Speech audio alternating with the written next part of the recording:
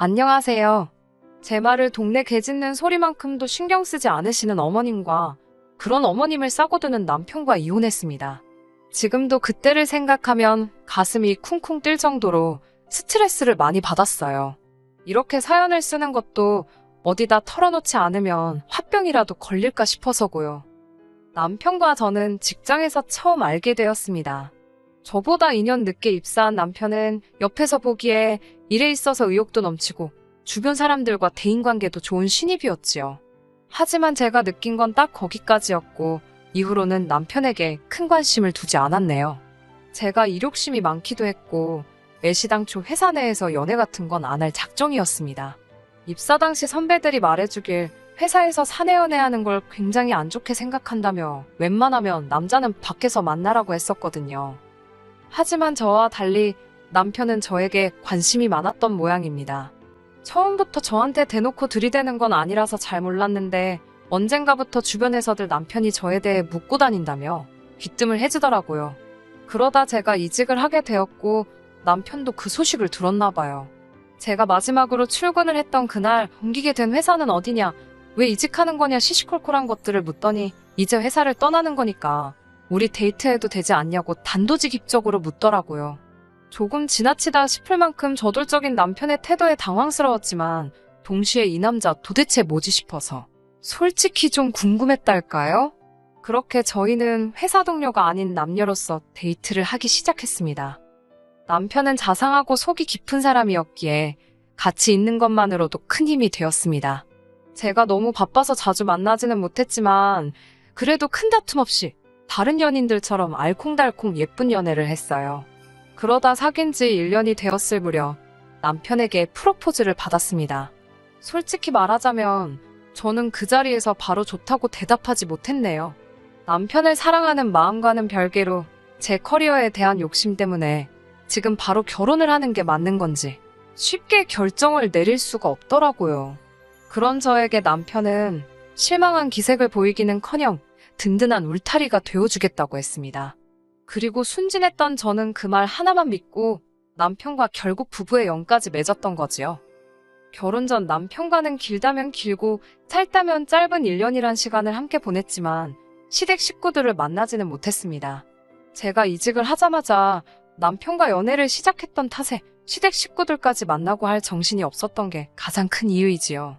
참고로 이직을 해온 지금 직장은 동종업계에서도 5손가락 안에 들 만큼 경쟁력 있는 소위 잘 나가는 회사입니다. 그리고 저는 이곳에서 하루빨리 인정을 받아야 한다는 부담과 긴장 때문에 다른 일에는 도통 눈을 돌리지 못했고요. 그렇다 보니 본격적으로 결혼 준비를 하면서 한번 상견례 때 한번 본 게 전부입니다. 하지만 결혼식을 올리고 나서야 진작에 시부모님 되실 분도 몇 번 만나보고 어떤 집안인지 좀 살펴볼 거라는 후회가 들더군요. 저희 시댁은 제가 주변에서 보고 들은 시댁들과는 아예 차원이 달랐으니까요. 돌이켜 생각해보면 상견례 때도 어머님은 그렇게 가족 간의 협동과 화합, 공동체 정신 뭐 그런 것들을 강조하셨습니다. 그러면서 저더러 무슨 고부 갈등이네 시누이 지시네 뭐네 그런 말도 안 되는 이야기들은 걱정하지도 신경 쓰지도 말라고 하시더군요. 이어서 말씀하시기를 시댁 식구들은 사촌들까지 포함해서 그렇게들 서로 우애가 좋답니다. 실제로 남편에게는 결혼한 사촌 형제들이 있었는데 그 배우자들끼리도 그렇게 사이가 좋다며 자매가 따로 없다고 하시대요. 솔직히 하나부터 10까지 어머님이 하시는 말을 다 믿은 건 아니지만 그래도 어머님께서 워낙 자신만만해 하셨고 어머님 옆에 앉은 남편도 진짜고 사실이라며 추임새를 넣어대는 걸 보곤 다들 서로서로 사이가 좋긴 좋은가 보다 싶더라고요. 신혼여행에서 돌아온 날이었습니다. 시부모님께 인사를 드리러 시댁에 들렸는데 어머님 아버님과 시누는 물론이고 시이모님 내외, 시숙부 내외 그리고 그분들의 자식들 죄다 모여있더라고요. 며칠 전에 결혼식에서 이미 다 인사드렸는데 왜 또 이렇게 모인 건가 싶었고 그때 어머님께서 오늘은 정말 행복한 날이라며 말문을 여셨습니다. 뭐 온갖 미사역으로 가득한 서론을 한 5분쯤 들었을까. 피곤하고 도무지 하시고자 하는 말씀이 뭔지 알 수가 없어서 답답하던 그때 어머님께서 계모임 이야기를 꺼내셨습니다. 어머님께서 말씀하신 계모임이란 매달 한 사람당 20만 원씩 걷어서 가족 간에 돈이 필요한 사람이 있으면 융통할 수 있도록 도와주기도 하고 그러는 거라 하셨지만 굳이 왜 가족 간에 금전거래를 해야 하는지 싶더라고요. 제가 만약에 돈이 필요하지 않은 사람은 안 해도 되는 거냐고 물었습니다. 그러자 어머님께선 그건 참 이기적인 거라며 말이 개모임이지 가족 회비 같은 거라고 생각하면 된답니다. 실제로 그 돈으로 가족끼리 모여 외식도 하고 여행도 다니고 그런다고요. 남편에게 이런 모임이 있다고 왜 말하지 않았냐 물으니 자기는 다른 집들도 다 이런 줄 알았답니다. 그러면서 나가보면 알겠지만 맛있는 거 먹고 놀고 쉬다 오는 거라고 진짜 재밌다대요. 하지만 제가 직접 겪어본 이 모임은 정말 거지 같았습니다. 일단 외식이 아닙니다. 어머님과 이모님께서 특히나 이 인원수가 다 나가서 사 먹으면 돈이 얼마냐며 늘 해먹기를 고집하셨는데 알고 보니 그게 저하고 사촌동서들한테 만들라는 이야기더라고요. 처음 그 일을 당한 건 시이모님 댁에서 있었던 모임에서입니다. 당연히 어디 고깃집이나 가겠거니 했는데 차로 1시간을 달려 도착한 곳이 시이모님 댁이었으니 이렇게 말해서 좀 그렇지만 20평도 안 되는 아파트에 열댓 명의 성인이 모인 상황이었습니다. 어찌나 갑갑하고 여름이었던지라 에어컨을 틀었는데도 훅훅 찌더라고요. 게다가 집이 작다 보니 부엌이라고 해봤자 음식을 조리할 공간도 마땅치가 않았는데 그럼에도 불구하고 어머님과 시이모님께서는 음식을 해먹자고 조금만 고생하면 같은 돈으로 훨씬 맛있게 먹을 수 있다면서요. 그러더니 저와 사촌동서들에게 장을 봐오라 하셨습니다. 황당했지요. 그뿐만 아니라 어머님께선 며느리 솜씨 좀 보자며 실력 발휘를 해보라 하시는 게 아니겠어요. 저는 솔직하게 말씀드렸습니다. 간단한 음식, 후라이라던가 김치찌개 정도밖에 못한다고요. 그러자 어머님께서는 가족들 모아놓고 꼴랑 그런 거나 먹자는 거냐며 시집 오면서 음식하는 것도 안 배웠냐고 사람들 앞에서 저를 나무라셨습니다. 그리고는 어쩔 수 없다는 듯 음식은 사촌동서들이 할 것이니 저에겐 설거지나 하라시대요. 어이없이 욕을 먹은 것도 서러웠지만 제가 알기로는 모두가 똑같이 20만 원씩 냈는데 왜 일하는 사람 따로 먹고 노는 사람 따로인지 납득할 수가 없었지요. 이런 모임이 두어 번 더 반복되었을 땐 더는 참을 수가 없었습니다. 매번 패턴이 사촌동서들이 음식을 하고 저 혼자 10명도 넘는 인원이 먹어치운 그릇을 정리하는 시기였는데 진짜 너무 열받더라고요. 가뜩이나 내키지도 않는 모임인데 어거지로 끌려와 일만 한다고 생각해보세요. 참다 못한 제가 사촌동서들에게 이런 상황에 불만이 없느냐고 슬그머니 물었습니다. 두 사람이 보인 반응은 정말이지 뜻밖이었어요. 저더러 왜 그렇게 심사가 뒤틀렸냐는 식으로 저를 마치 이상한 사람 보듯이 했으니까요. 뿐만 아니라 오히려 이렇게 가족들끼리 자주 보고 하면 친해져서 좋지 않냐고 되묻기까지 했고요. 도무지 말이 통하지 않겠다 싶어서 대충 얼버무리고 대화를 끝냈습니다. 사촌동서들하고 힘을 합쳐 어떻게 집안 분위기 좀 바꿔볼랬더니 그것도 사이즈가 안 나오더군요. 이후로 3주가 채 지나지 않아 다시 모임이 잡혔고 저는 남편에게 도저히 더는 못 참겠다 했습니다. 남편은 어쩔 셈이냐 물었고 저는 원하면 당신 혼자서 다녀오라고 했어요. 나는 회사 일도 바쁘고 친정부모님 만나기도 힘든데 한 달에 한두 번은 꼭 시댁 식구들하고 어울려야 한다니 너무 스트레스라고 솔직히 털어놓았지요. 그러자 남편도 일단 알겠다며 남편이 정확히 어머님께 어떻게 전달을 했는지는 모르겠습니다만 그날 밤 어머님께서 장문에 문자를 보내셨더라고요. 제가 지금 목숨 바쳐 충성할 곳이 회사인지 시댁인지 잘 판단하라고 현명하게 처신하라는? 어이가 없었지만 몰아 대꾸한들 욕이나 먹겠다 싶어서 적당히 알겠다고 둘러댔습니다. 이후로 한동안은 평화로운 시간이었어요. 회사 일은 여전히 미친 듯이 많고 바빴지만 적어도 주말 하루는 늘어지게 잘 수 있었으니 살겠더라고요. 그 와중에도 남편은 걸핏하면 같이 안 갈 거냐 물어왔고 저는 저대로 생돈 20만 원이 나가는 게 너무 아까웠지만 이 정도는 감수해야겠다고 생각했달까요. 하지만 그 행복은 오래가지 못했습니다. 사건의 시작은 재택근무예요. 얼마 전부터 회사의 몇몇 부서가 재택근무화 되었는데 제가 소속된 부서도 그중 하나였지요. 제가 재택근무를 하게 되었다는 소식은 금세 어머님께도 들어갔던 모양입니다. 어머님께서 전에 없이 들뜬 목소리로 연락을 해오셨는데 연신 잘 됐다고 그러시더라고요. 그리고 어머님이 그토록 좋아하셨던 이유를 알게 되기까지는 오랜 시간이 걸리지 않았습니다. 제가 재택근무를 시작한 이후로 어머님께선 하루가 멀다 하고 연락을 해오셨고, 걸핏하면 여기 가자 저기 가자 시댁에 오라가라. 참다 못한 제가 재택근무도 근무라고 말씀을 드렸지만 어머님은 어쨌든 집에 있는 거 아니냐며 뭐가 문제냐는 식이셨어요. 혹시 어머님께서 재택근무가 뭔지 모르시나 싶어서 저는 재택근무가 뭐고 어떻게 돌아가는 건지 조근조근 설명을 해드렸습니다만 어머님께선 그런 어려운 소리 당신은 못 알아듣겠답니다. 컴퓨터만 켜놓으면 지들이 어떻게 아냐고 우기시는데 저는 어떻게 설명해야 할지도 모르겠어서 집 밖으로 나가면 회사에서 돈을 안 준다고 그냥 그렇게 말씀드렸습니다. 그러자 어머님께서는 오기 싫다는 소리를 아주 어렵게도 한다면서 잘 알겠다고 저더러 핑계도 좋다고 빈정거리셨지요. 기분은 찜찜했지만 적어도 이 정도 했으면 어머님이 더는 저를 괴롭히지 않으실 거라 생각했습니다. 그런데 다시 한 2주쯤 지났을까 어머님께서 이번 개모임은 저희 집에서 하기로 했다고 통보를 해오셨어요. 저는 당연히 안 된다고 말씀드렸습니다. 집에서 일을 하다 보니 업무에 관련된 자료도 집에 너무 많이 와 있었고 이걸 지금 다 치울 방법이 없다고. 차라리 식당으로 가시면 제가 어느 정도 보태드리겠다 했습니다. 하지만 어머님께서는 너야말로 네 시애미 체면은 생각도 안 하냐면서 당신 형제들 보기가 남부끄럽답니다. 시이모나 시삼촌 자식들은 사위고 며느리고 다 와서 하하호 즐겁게 어울리다 가는데 저만 왜 이렇게 삐딱선을 타는지 모르겠다고요.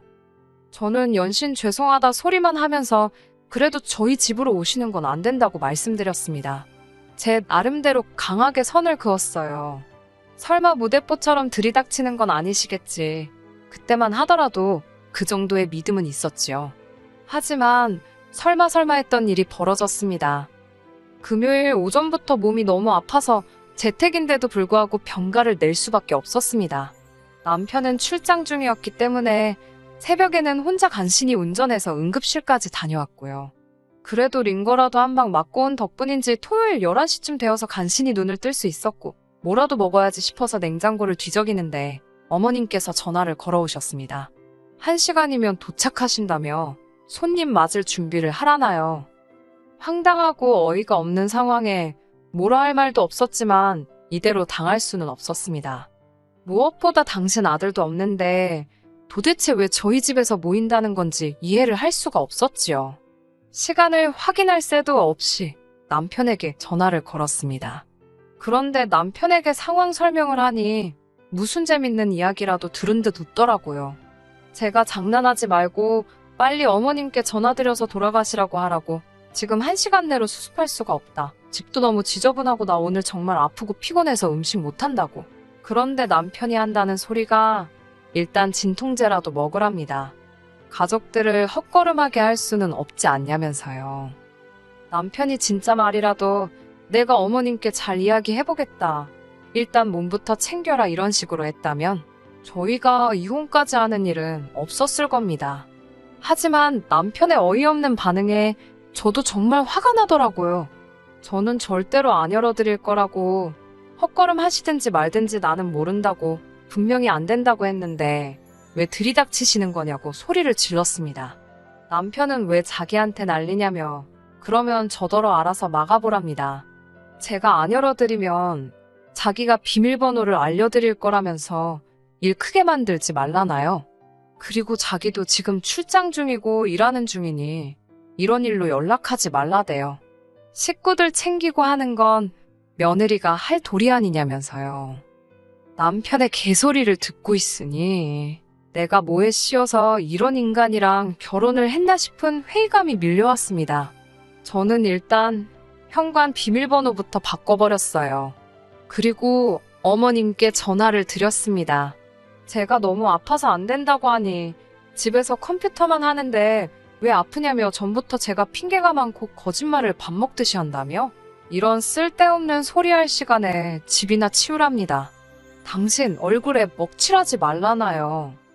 남편과 어머님 두 사람에게 쌍으로 싫은 소리를 들으니 기분이 어찌나 나쁘던지 분해서 이를 갈고 있는데 누군가 초인종을 누르더군요. 내다보니 아니나 다를까 어머님이셨습니다.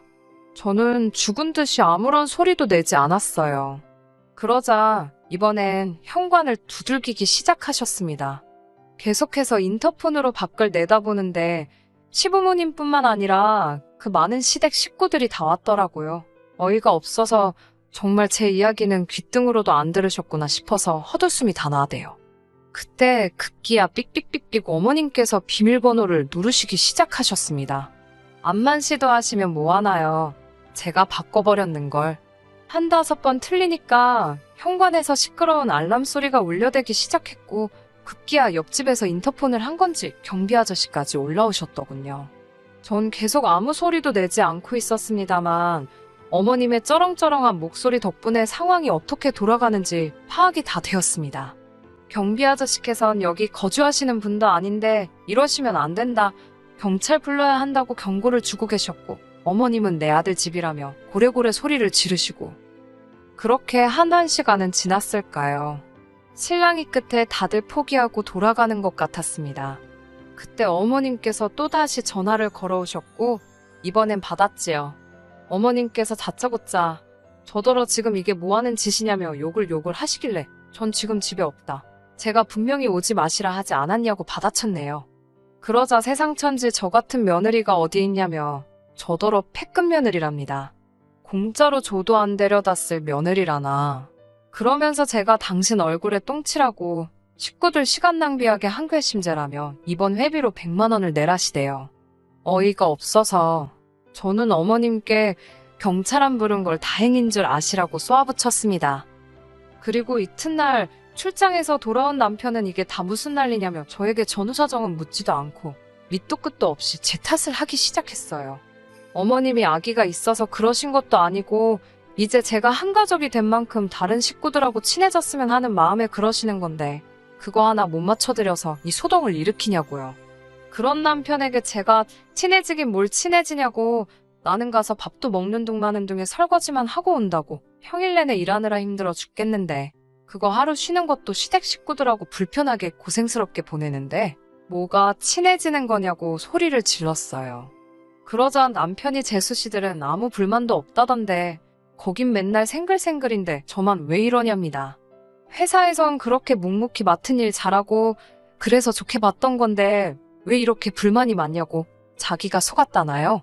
그러면서도 이 개모임에 아무나 들어오는 거 아니라고 우리 가족이라는 걸 인정해주는 거라면서 영광스럽다 생각하면 안 되겠냐입니다.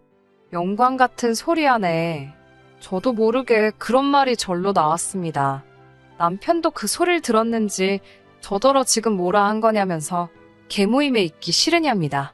전 싫다고, 너무 싫다고 제발 좀 빼달라고 했어요. 돈도 내기 싫다고, 돈 내고 일하고 내가 약 먹었냐고. 저도 화가 나니까 악을 쓰며 말하게 되더라고요. 남편이 한참 듣고 있더니 그럼 이혼하자입니다. 자기는 제가 이렇게 불만이 많고 가족 간의 불화를 야기하는 걸 가만히 보고 있을 수는 없다나요. 저도 에라 모르겠다 싶어서 그러자 했어요. 막말로 애가 딸린 것도 아니고 저도 손해볼 것 없었는걸요? 그렇게 남편과 완전히 갈라서게 되었습니다. 막상 결정을 내리고 나니까 그 다음부터는 그냥 시간이 걸려서 그렇지 어려울 건 없더라고요.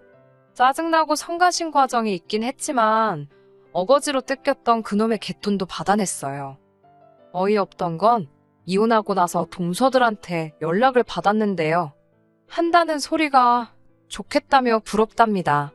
못하면 니들도 들이받으라고 한 소리 해줄까 하다가 냅뒀습니다. 지 팔자 지가 알아서 하는 거지요 뭐. 저도 앞으로는 다시는 팔자가 꼬이지 않도록 정신 바짝 차리고 살아야겠어요. 끝까지 들어주셔서 감사합니다. 오늘의 사연은 여기까지입니다. 구독과 좋아요, 알람 설정 부탁드리고 더 좋은 사연으로 다시 찾아뵙겠습니다. 감사합니다.